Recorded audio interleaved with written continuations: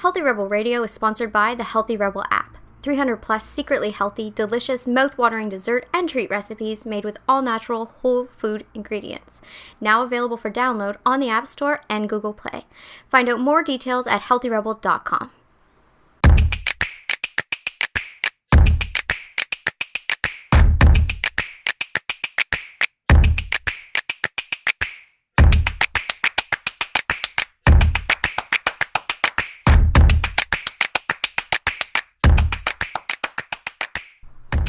Welcome to Healthy Rebel Radio. I'm your host, Dr. David Geiser. I'm here with my Damie Health Healthy Rebel co-founder, Amy Lane. Good morning. Good morning.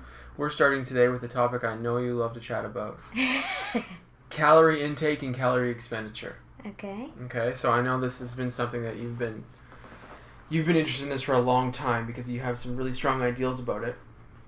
But this morning, some research came out from a journal called Current Biology, and the person studying it is from the City University of New York. And they're saying, and I think it's just reiterating something we already knew, that people who are fit expend the same amount of calories when they work out as someone who is moderately fit.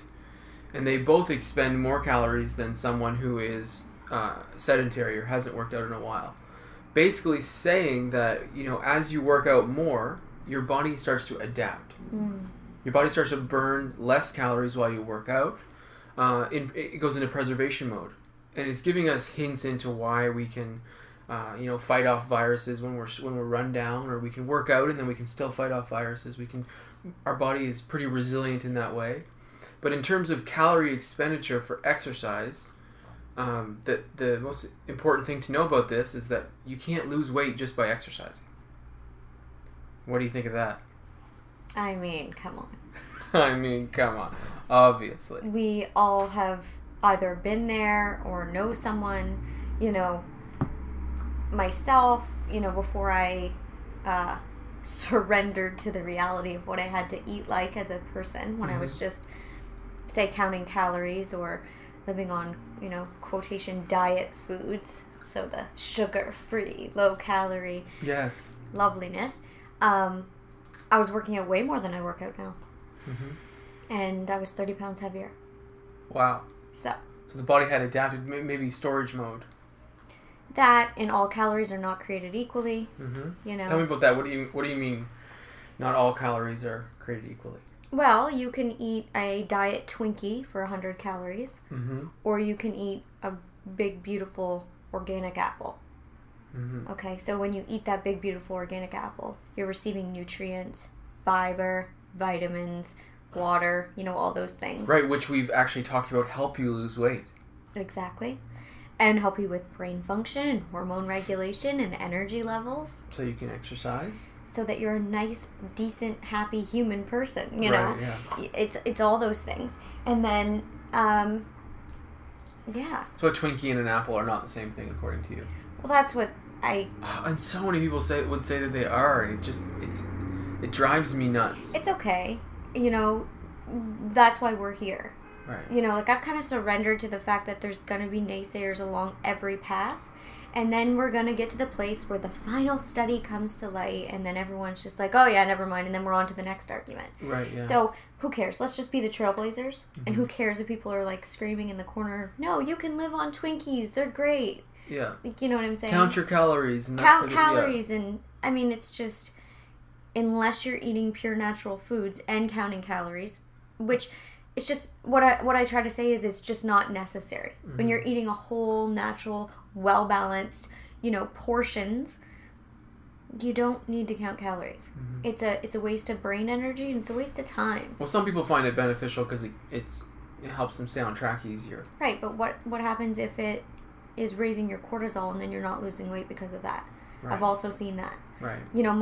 People that come to me that are big counters, that use the body fat scales, by the way, can't work. No. That use, the pedometer, that use the Fitbits of all the whatever, that use the, MyFitPal, and put all their calories in every day. They're the most stressed out, and they lose the less weight. Tell me why that correlation's happening.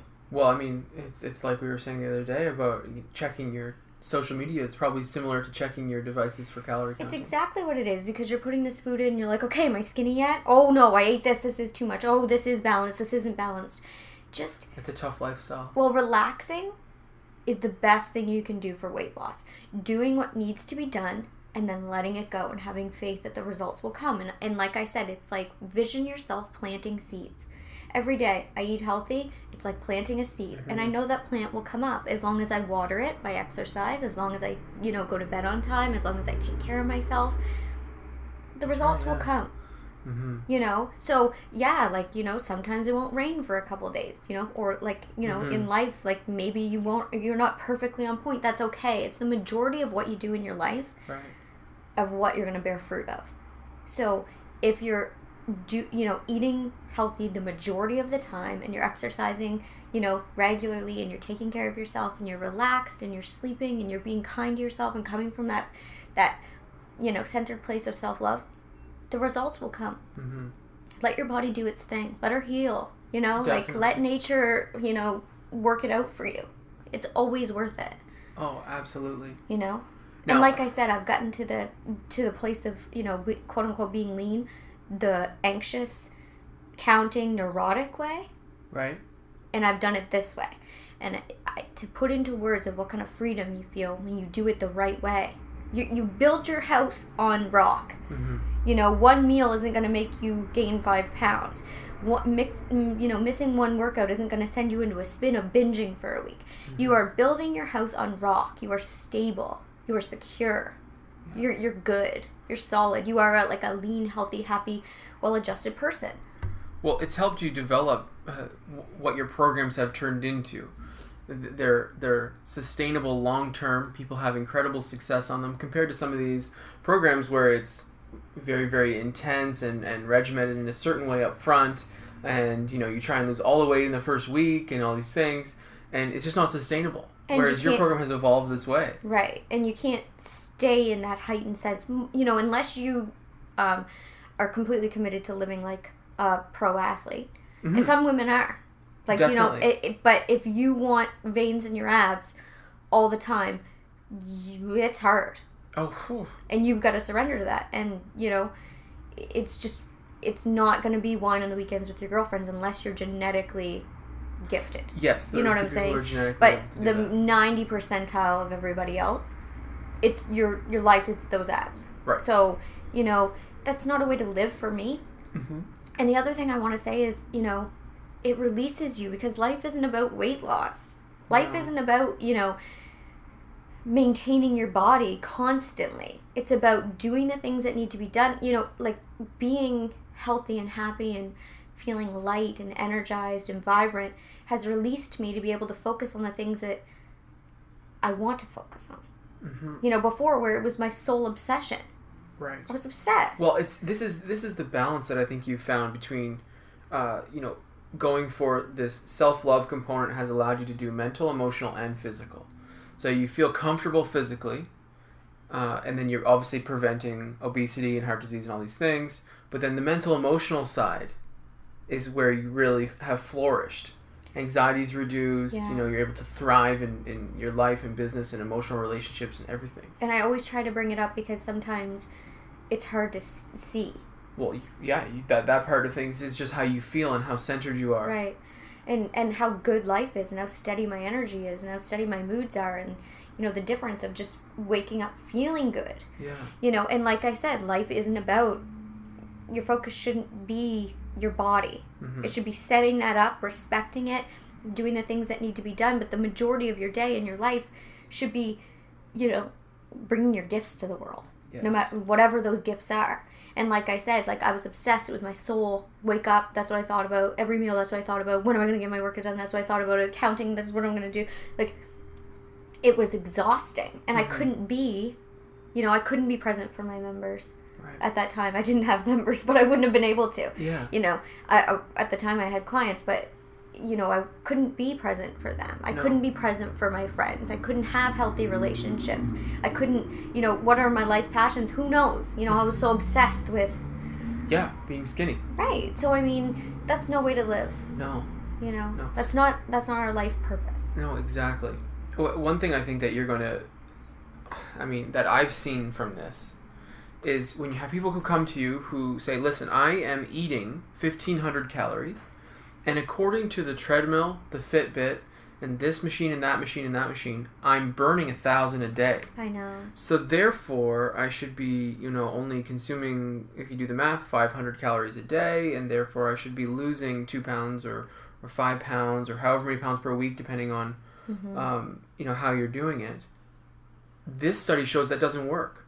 These machines can't decide how many calories you just burned because everyone's metabolism is different based on where you're at physiologically. Right, and those are a lot of the times those people are so defensive because of these numbers that it's one of the trickiest things I have to deal with because I have to gently tell them this isn't true. All right. Well, the treadmill said I burned 1,000 calories. And telling people that that's not true is really hard. Oh. And I do it probably 3 times a day. Wow. So. Yeah, it's really hard because they've been told this and they've been sold this and they probably spent a lot of money and they're invested in it and they're excited about it or they're frustrated by it. Whatever it is, they're hanging on to it. And, it's really hard to burn 1,000 calories, first of all. And these numbers are just off. Yeah. And it's really challenging for me I do it so many times a day. Definitely. I bet you have people who are then eating more because they know they're burning more. Well, yeah, then they get in their heads that they're not eating enough, even though they're eating all the portions on plan. A lot of things what people don't count when they get into calorie counting, too, is like the oils that you cook with. They don't properly count calories of whole foods. And the other thing about eating a whole food diet is it's more a weekly picture than it is a daily picture. Yes. And that's how we're supposed to be as humans, Yeah. So there's so many things that go into it, so it's tricky, but yeah, and like I said, like a lot of people have a lot of defenses up around these things, so the hardest part of my job is trying to gently tell people that, these aren't real numbers, and we need to just do what works, and we need to commit to that long term. And that's one of the trickiest things about doing things via email, because I am a really direct emailer, because I don't have time to have social conversations. If I'm going to keep this up, if I'm going to, personally contact everybody, which I want to do for as long as I can, I'm very direct. And sometimes I think people take that the wrong way. But I'm never coming from anywhere but love. So, yeah, that is... Definitely. That's challenging.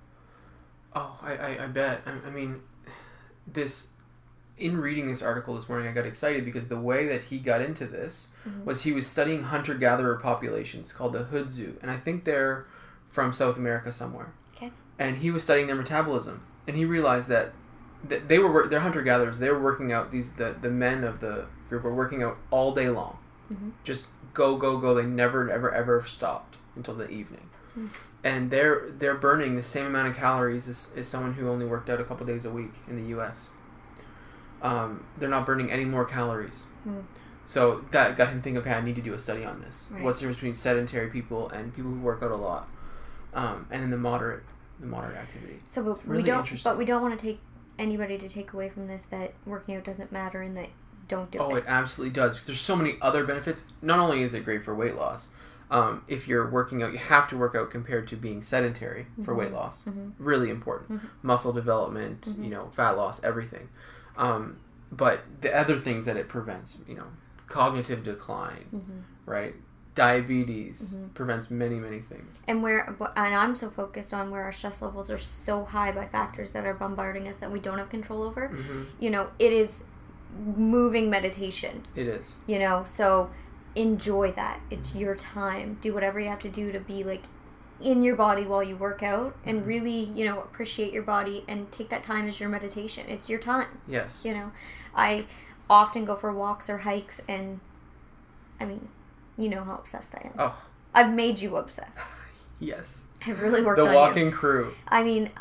There's nothing better to me than hiking in the woods and, breathing that fresh air and, it's really hard at times going up those hills and doing all those things, but it's just so meditative. It's healing. It every time I'm done, I feel like, it feels so good. So many benefits. Still work out, but don't bother counting how many calories you burn because it's hard to predict. It doesn't really matter. Right. We've got a couple other stories today, just some really interesting ones on my side. I mean, one thing that I treat a lot of is, or I see a lot of people with ALS, Lou Gehrig's disease, one of the most devastating diseases there is. And if anyone has been affected by ALS, they know it's awful. Well, this morning, researchers from Oregon State University, who have been doing mouse studies, there has been no treatments come up for ALS in a very, very long time. Actually, there's really nothing that works. They have been doing mouse studies, and they just found a copper molecule that halted the disease for 2 years in these mice. Wow. Which was absolutely incredible. Slowed down the progression. So it's basically stopped it in its tracks. Human trials are going to be starting very, very soon. The FDA, everyone's trying to push this forward as quickly as possible. And it's a molecule that's being used. You can't just don't go to the link and take the supplement that would look the same, because they're absolutely different. One of the problems is that when you have this one nutrient in your diet, and when you have ALS, it turns into an oxidant and damages cells. Right. They have found a way to get it in a safe way to get it to the areas it needs to be, so it's not broken down. So wait until the drug comes out, because the drug will be very different. Okay, yeah. The drug will be very different than the vitamin, I hope the mineral. That this is true.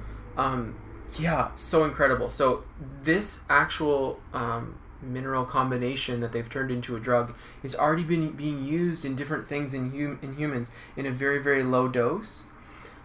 So they just have to find out if it's safe in really high doses, because the doses they were giving to this mice were huge.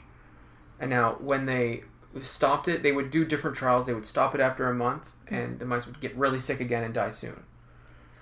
But if they kept on it, they extended the life to what would be considered a normal lifespan for the mice.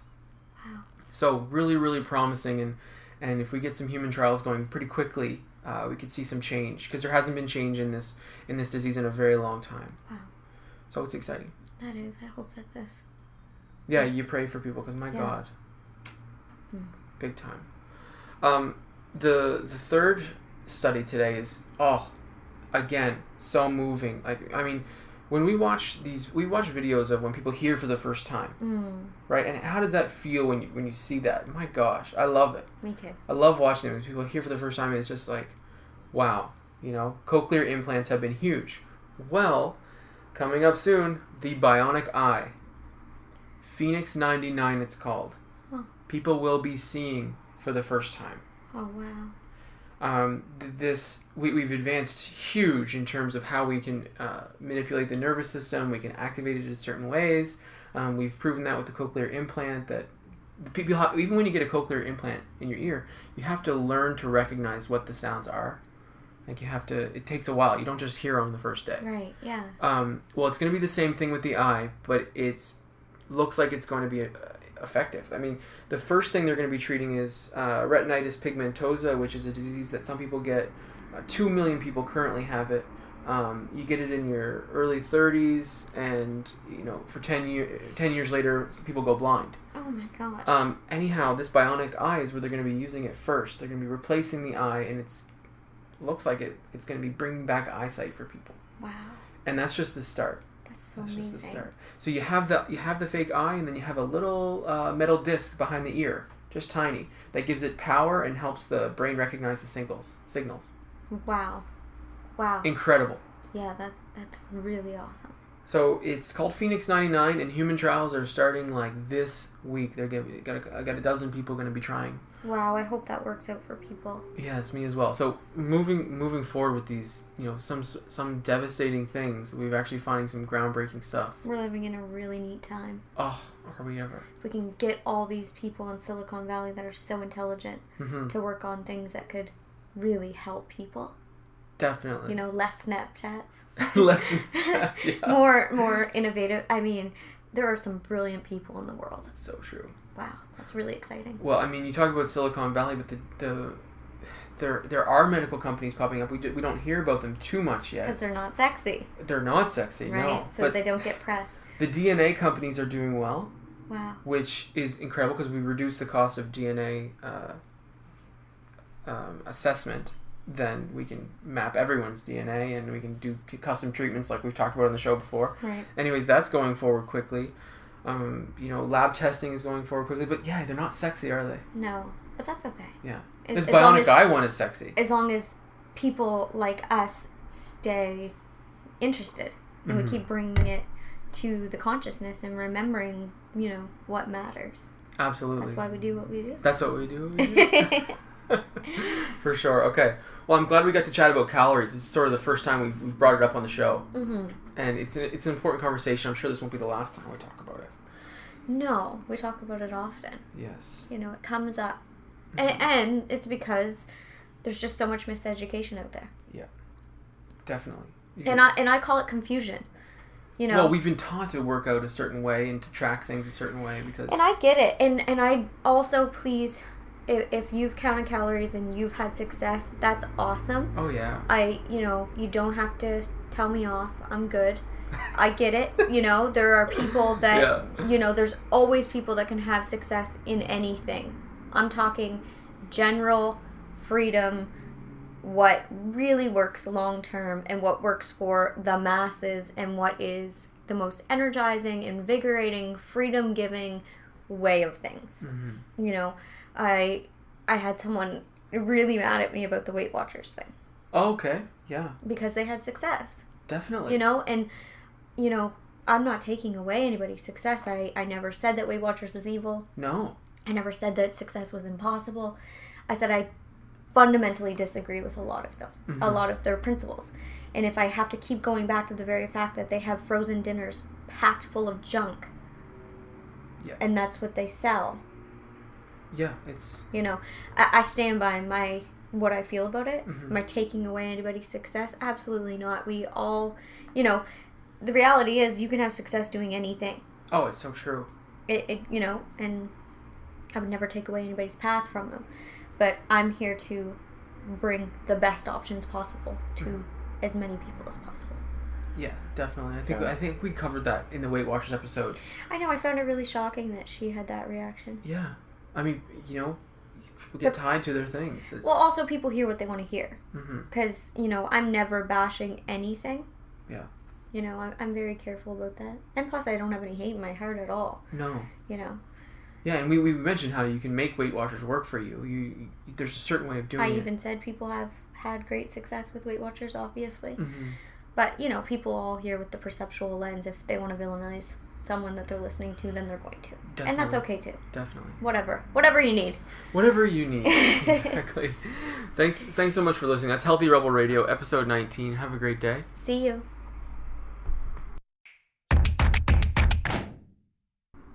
Healthy Rebel Radio is presented by the online health and wellness center, DamiHealth.com. Since 2009, Amy Lane has successfully coached thousands of women through her signature program, the Bikini Body Program. Join today to work exclusively with Amy to unveil your greatest yet to be from the inside out. Go to DamiHealth.com for more information. Thank you for listening to Healthy Rebel Radio. Please connect with us on our community pages on Facebook, Pinterest, and Instagram, all at the handle @DamiHealth. For weekly recipes, articles, and all our episodes straight to your inbox, join our newsletter at DamiHealth.com. You can find all the links discussed in today's episode in the show notes. Thank you for joining us and see you tomorrow.